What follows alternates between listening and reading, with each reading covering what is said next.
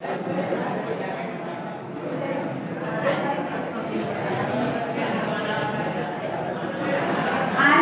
5 February 2025 रोज बुधवारला वर्ग 11 कडून वर्ग 12ला निरोप देण्यासाठी जनता कनिष्ठ महाविद्यालयामध्ये निरोप समारंभाचा कार्यक्रम घेण्यात येत आहे।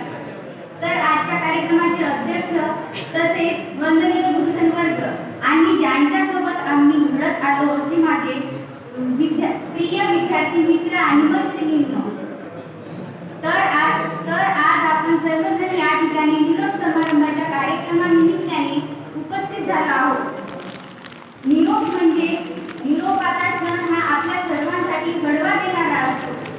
आपण एकमेकांपासून दूर होणार आहोत, पण मनाने मात्र कायमस्वरूपी एकमेकांजवळच राहणार आहोत।